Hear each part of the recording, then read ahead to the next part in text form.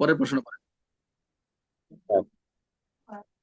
পরের প্রশ্নটা হলো স্যার, একটি সংঘবদ্ধ চক্র দেশের একটি গুরুত্বপূর্ণ বিদ্যুৎ সরবরাহ ব্যবস্থার সার্ভারে সাইবার আক্রমণ চালায়। তারা ম্যালওয়্যার ব্যবহার করে সিস্টেমে প্রবেশ করে এবং বিদ্যুৎ সরবরাহ বন্ধ করে দেয়। ফলে জনগণের মধ্যে আতঙ্ক সৃষ্টি হয়। একই সাথে তারা নিজেদের পরিচয় গোপন রেখে অন্য দেশের একটি গোষ্ঠী সহযোগিতায় সংবেদনশীল তথ্য সংগ্রহ করে। রাখেন। তারপর হচ্ছে সাইবার সন্ত্রাস বলতে কি বোঝায় এবং এই বিদ্যুৎ সরবরাহ ব্যবস্থা আক্রমণটি মানে যখন এই আক্রমণ করতে থাকে।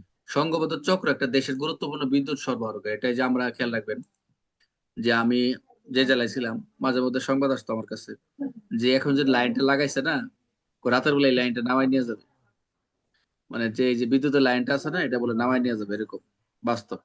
তাই আমার যখন এরকম সংবাদ আসে আমাদের কিন্তু আসাটা স্বাভাবিক।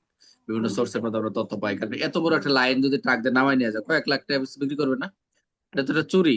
হুম। তো জি সার্ভার স্যার। লাইন এরকম এক লাইন এটা কারেন্টের কিভাবে নেমে নেবে, তো ওরা টেকনিকে এরকম নেয়, এরকম হয়েছে বোবা। তো যাই হোক এরকম সংবাদ এলে আমরা তাৎক্ষণিক ব্যবস্থা নেই। তো এই যে সার্ভারে এই যে বিদ্যুৎ সরবরাহ সার্ভার, যে সাইবার আক্রমণ, যে সার্ভার যখন আক্রমণ চালাবে এটা একটা মেলওয়্যার ব্যবহার করে সিস্টেম, মেলওয়্যার ব্যবহার করবে যারা হ্যাকার বা বড় বড় স্ট্রংলি যারা এদের কাজ করে স্ট্রং। এই তাহলে এই যে মেলো ব্যবহার করে বিদ্যুৎ সরবরাহ বন্ধ করে দেবে। তো বিদ্যুৎ সরবরাহ যদি বন্ধ হয়ে যাবে সারা দেশে, তাহলে জনমধ্যে একটা প্যানিক সৃষ্টি হবে, আতঙ্ক সৃষ্টি হবে, এবং এর তারা নিজেদের পরিচয় গোপন রেখে এই কাজগুলা করবে। তো এই যে কাজগুলা করে সংবেদনশীল একটা সেন্সিটিভ একটা বিষয় সহায়তায় সংবেদনশীল তথ্য সংগ্রহ করবে। তো এটা একটা সাইবার সন্ত্রাসী কার্যক্রম। যদি পরীক্ষা এরকম থাকে যে কোনো একটা চক্র বা এরকম কোন মেলওয়্যার ব্যবহার করে সার্ভারে এরকম আতঙ্ক প্যানিক সৃষ্টি করবে, টেররিস্ট করবে বা সন্ত্রাসী কার্যক্রম চালাবে, তাহলে মনে রাখতে হবে আপনার এটা হচ্ছে এটা একটা সাইবার সন্ত্রাসী। সাইবার সন্ত্রাসীটা কি? যেটা হচ্ছে এমন কার্যক্রম বোঝাবে যার রাষ্ট্রের মাধ্যমে নিরাপত্তা, সার্বভৌমত্ব এবং জননিরাপত্তা, যেটা মানুষের যে আতঙ্ক, এই জননিরাপত্তা বিপন্ন করবে, জনগণের মধ্যে ভয় ভীতি সৃষ্টি করবে, ভীতি কাজ করবে। তাহলে এরকম ভীতি যে সৃষ্টি করে সেটা হচ্ছে এই সাইবার সন্ত্রাসী কার্যক্রম বলে অন্তর্ভুক্ত। এটা বলা রয়েছে 23 ধারা।